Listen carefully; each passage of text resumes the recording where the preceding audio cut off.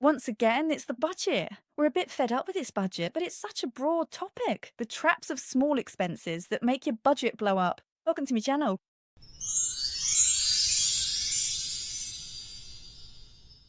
When you go to choose your supplier, you're going to see some big figures. It's often not these ones that are going to blow your budget. Well, no, it's often the small expenses which, when added up, will manage to reach quite an incredible amount.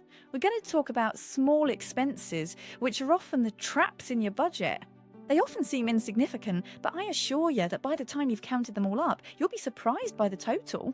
Everything concerning small expenses, and maybe sometimes even trivial ones, it can go as far as the postage stamp to send your invitations. We don't always think about that. In terms of small expenses, this can amount to between 10 and it's been seen up to 20% of your wedding budget. Watch out for your small expenses. There are 3 very simple ways. Always be careful, these are ideas, these are tips and advice that can be completely juggled, that can be completely balanced by yourselves. So, 3 ways to avoid the traps. In your organisation, where you have all the information centralised, you're going to put a little category called small expenses. Small category, small expenses. We should avoid saying small. You're going to insert a new category that mentions small expenses.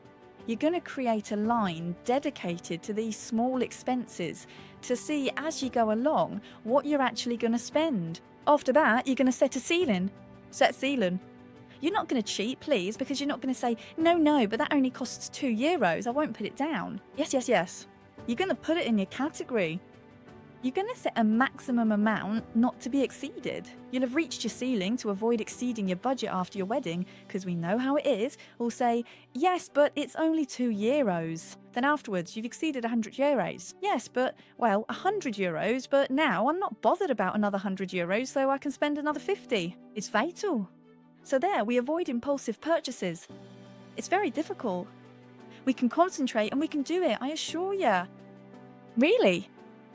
If you've reached your ceiling, it's not over.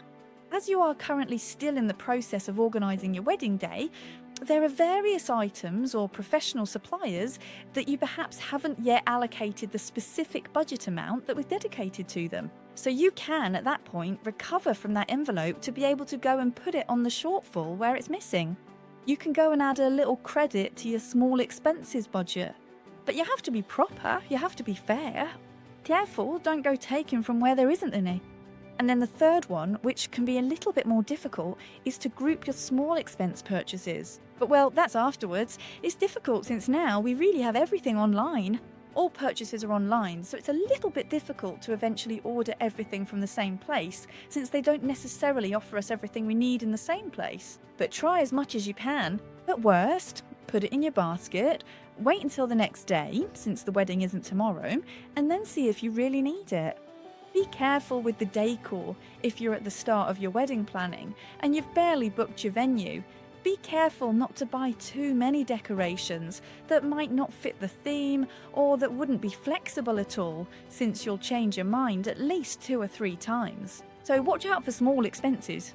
Let's go over the 3 simple ways to avoid going over budget with small expenses. You're going to group everything in the same place in a tool, a category that says small expenses. The second is to set a limit. You stick to a certain budget. And the second, you try to group your purchases as much as possible before ordering. And don't order straight away. I hope this video was useful, and I'll see you very soon.